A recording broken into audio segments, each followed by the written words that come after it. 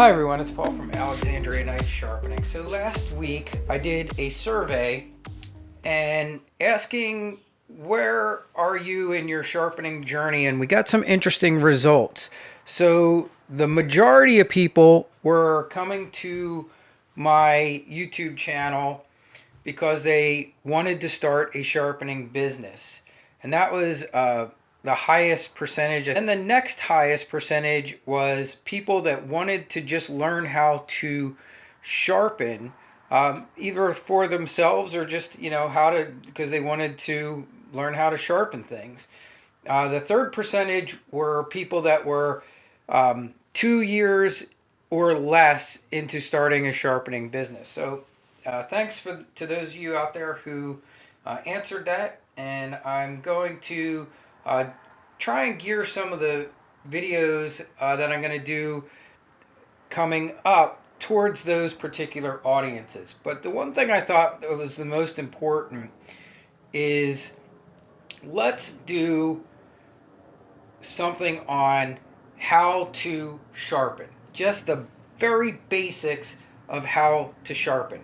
And why is this important? Well, because no matter what you're sharpening on, I don't care if you're using a whetstone on a flat surface. I don't care if you're using a 1x30 like I have here in front of me. I don't care if you're using a Tormek with a round wheel. The basics of sharpening are the same. So let's talk about the biggest mistakes that I see people who are trying to learn to sharpen or new sharpeners make, and why they're not getting the results that they want. The number one mistake that people make that are trying to sharpen something is that they don't raise a burr. So what is a burr? If you take a edge of something sharp, the very, very, very edge, the peak of, if we're talking a mountain peak, if this is our knife edge, that very, very tip is called the apex. The angle leading up to the apex, in the most simple of terms, is the bevel. Okay? So the problem that I see the most is that people don't raise a burr on one side of the knife, and then they'll start sharpening on the other side and wondering why the knife never gets sharp. So the proper method to sharpen just about everything. Now there are a few exceptions, but we're not going to talk about that right now. Right now we are talking about a normal standard knife, whether it be a kitchen knife or whatever kind of knife it is, EDC, doesn't matter, that's sharpened on both sides. The process for sharpening that blade is you start to sharpen, which is the removing of metal, on one side, and you stay on that one side until you have raised a burr. So what is a burr? A burr is a little sharp hook that's created from the grinding off of that metal that starts to form over top of the apex. So the very, very top of that knife, it'll start to form this little hook. And if you rub your fingers across that top of that knife, you will feel that burr. Now, we could get deep into the weeds of discussions of burrs and types of burrs, but we're not gonna, because this is just the basics of sharpening, okay? There are different types of burrs. There's wire edge burrs, and there's what we call feather burrs or foil burrs. Don't worry about any of that at this point. We're just going to stick with the very basics of how you sharpen something, mostly a knife. So you're going to work on one side until when you rub your fingers across or up across that knife, and it doesn't matter whether you're doing it on a flat stone, whether you're doing it on a belt sharpener, whether you're working on a Tormek with a round wheel, you're going to work on only one side of that knife until you feel that burr. And it's pretty distinctive, and you shouldn't have a problem feeling it. Here's where it can be a little tricky and why some people can't feel the burr. So what I have set up here is 120 grit belt. This is a fairly aggressive belt. The ability to feel that burr is somewhat dependent on the grit level that you are working at. And one reason why people have a difficult time feeling a burr is that they're probably trying to sharpen something at way too high of a grit starting out. So if I was using 1,000 grit belt instead of 120 grit belt and tried to sharpen this knife, I could be sitting here on this one side for a while and not feel a burr. Also, the finer the grit is, the finer the burr that's created is. So you 1,000 grit burr is much harder to feel than 120 grit burr or an 80 grit burr or a 50 grit burr. You cannot miss, trust me. If you pull a 50 grit, the lowest belt I have, I think, is a 36 grit belt. That will make a burr that's so profound, nobody could miss feeling that burr once it's created. So that's the other problem that I see, is that they've just didn't grind long enough or sharpen long enough on that one side to create a burr. So why does this happen? Well, a lot of people, they didn't start with something coarse enough to create that burr, and they think, wow, I've been grinding on this side for a really long time, maybe I should go to the other side. And what happens? Well, what happens is you never actually apex the knife. So what happens is the proper way to grind, we grind only on one side, that burr gets created, we feel it, then we go to the other side. And what do we do then? We do the same exact thing. We grind till we feel a burr again. Now you have apex the knife. And what does that mean? That means you've removed enough metal on the one side and enough metal on the other side that you have actually created a point where they have both met. And what happens is, if you don't do it that way, if you grind and say, oh, I think I did enough, and then you grind, and you say, oh, I think I did enough. What you did is you never made the point. You never made the sharpest edge of the knife, which is the apex. They have never met. So here's the other rule that I was taught early on in sharpening, and this is good to keep in mind too, that never go up in grit.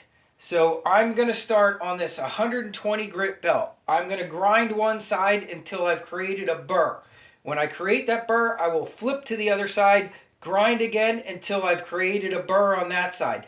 Now, that knife should be cutting at that grit. I don't care if it's 50, 80, 120, even at 120 grit, it should cut. Never go to the next highest belt or next highest stone or whatever you're using. Doesn't matter what you're using. Don't go up in grit progression until you're cutting at the one that you start at. If it's not cutting at 120, going to 400 isn't going to do any good for you. It's not going to cut because you haven't apexed the knife.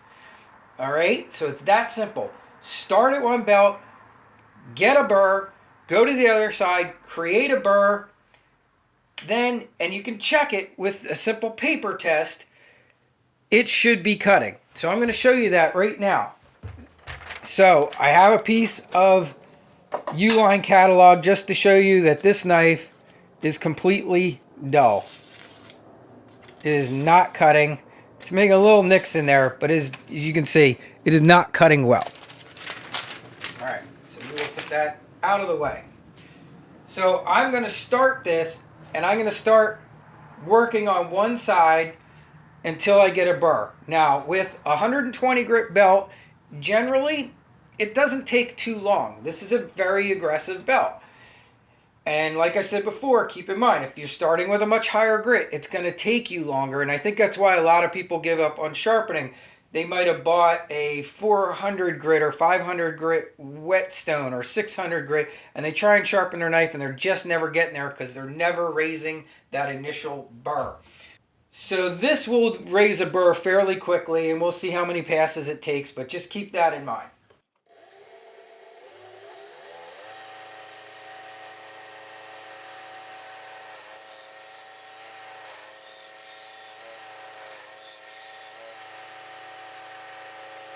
That was 3 passes and still no burr.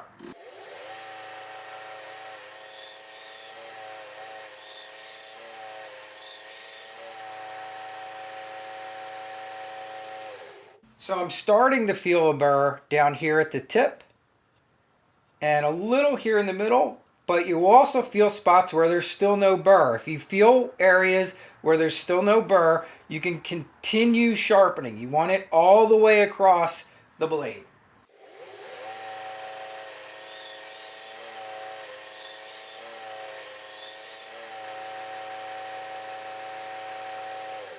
So now I feel a burr completely from the opposite side of where I was sharpening. So as I reach up here, I'm feeling that nice rough little hook that's grabbing. Now I will switch to the other side.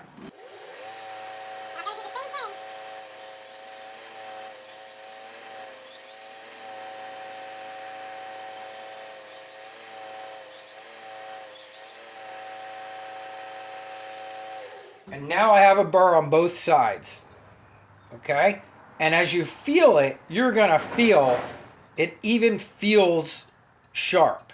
Now, it hasn't been refined. We'll talk about refining that burr later, but you'll see this knife should now cut. Now, it's not going to be a beautiful razor sharp cut, but it should cut that paper. And look, no problem cutting at 120 grit. That's because we properly raised a burr on both sides. So now I can go up in my progression. And I'm just going to steal this 600 grit off of this one next to us. Normally I go from one machine to the next, so I'm not changing things. But since the camera's set up here, I'm just going to put a 600 grit on here so you can see that. Do the same thing. I'm going to start with 2 or 3 passes, and then I'm going to feel for that burr again. The burr's going to be a little harder to feel every time that we progress. Now that we've apexed the knife, it's not as important that you're feeling that burr. What is important, though, that you're keeping your amount of strokes equal on both sides.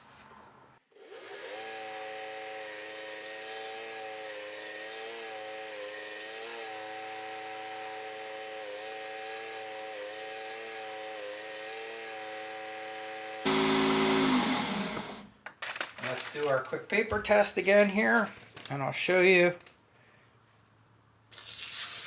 It's cutting even better. It's even almost starting to push cut. And we have not even gotten to the final part of when you sharpen a knife, which is honing or stropping. And we can talk about the differences there, but I'm going to now grab a 1200 grit belt. And this will probably only need about 2 passes on each side.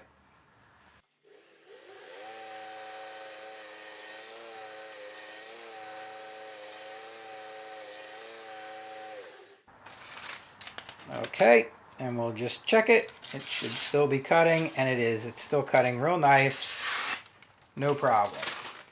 Okay, so that is the basics of sharpening.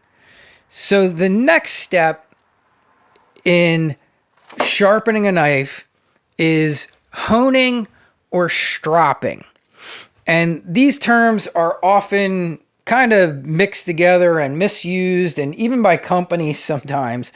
So there is a difference between the two. So honing is technically usually done with metal, but also when you start getting into really high abrasives, you reach a point where you're in the honing category.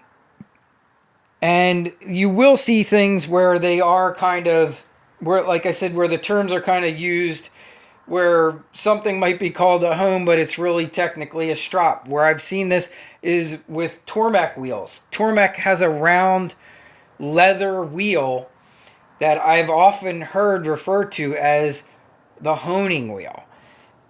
Technically, strops are leather, and usually, but they've also can be synthetic, and usually hones are metal in grits that are pretty high, because their goal at this point is not to sharpen, which is the removing of metal. Their goal is to refine the burr. So that's why if you've seen in a metal knife set, you might have a metal hone. That is not removing metal. The hone is just fixing, aligning, and straightening out the burr.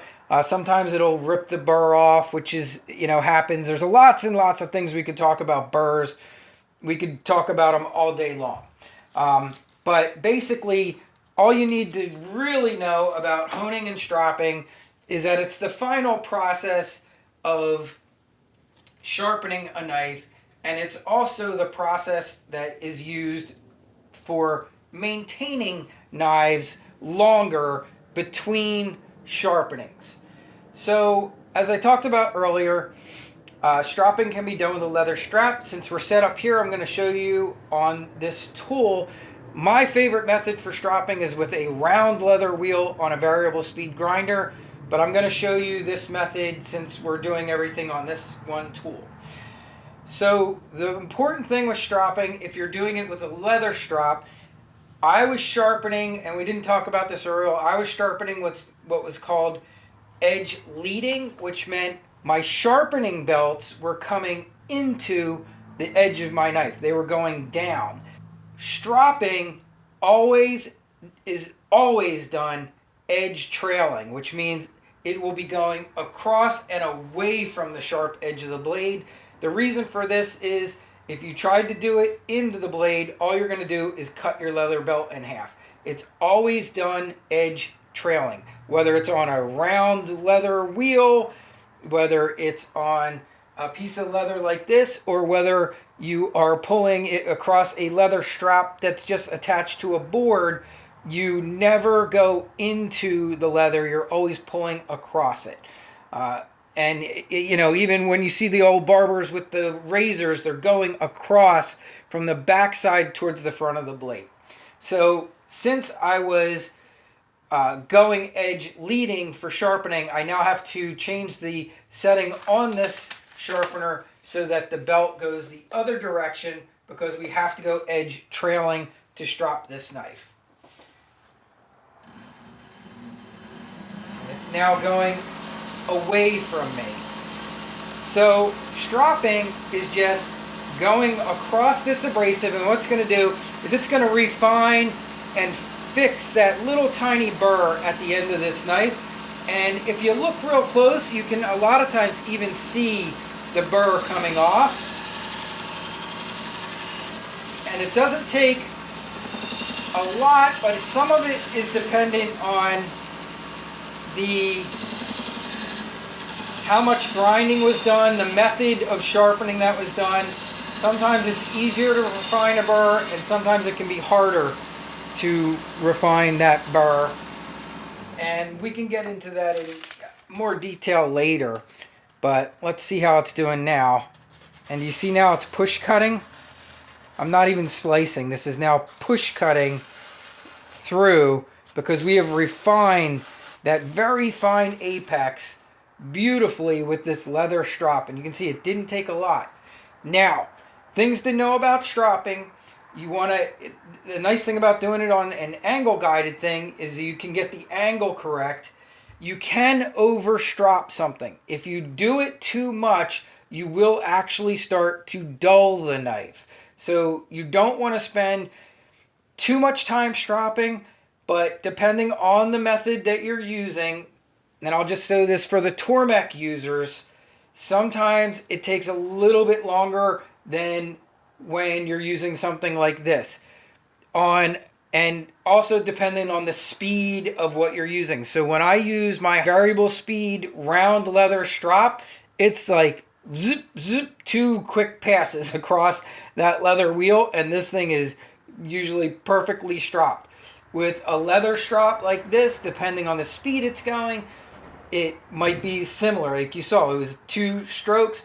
On a Tormek wheel, which is only going at 90 RPM, so it's going a lot slower. It's going, this slowest speed right here on here, this is 400. The Tormek wheel actually goes even slower, so you might have to spend more time stropping depending on the speed that you're stropping at. All right? And that is the basics of sharpening. So if you follow that, you should be able to sharpen just about anything. Now, only other thing I'm going to touch on here as we finish, I'm going to talk about the 2 different ways of sharpening: edge trailing, edge leading. I prefer edge leading sharpening, which was where you saw when I started the abrasive going into the belt. The reason I like that is when, especially on 1x30s, 2x42s, belt style sharpeners, it's faster. It just creates a burr quicker, and it's also, I like it because I feel I have much more control over my knife as it's pushing it into me. If you're going edge trailing where it's going away, for me, I always find I'm having to fight the knife being pulled towards the machine. A lot of sharpeners like edge trailing. Now, why? Well, the one thing with edge trailing is you will see the burr created very easily. You'll see a shiny section of metal literally start to show up at the top of the knife, which is usually like a foil or what some people call a feathery burr. And a lot of guys like that because they know, like, okay, yep, I now have a burr. They don't have to feel it. You can literally see it. The only reason I don't like that, one, is it takes a lot longer time, and 2, the burr removing process I find is much harder when you sharpen edge trailing.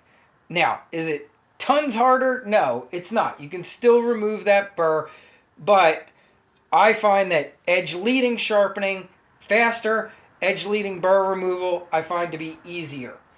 Edge trailing sharpening, I mostly save that for fillet knives that have the curve, any hook bill knives with curves, and boning knives that have that tough curve in by the bolster.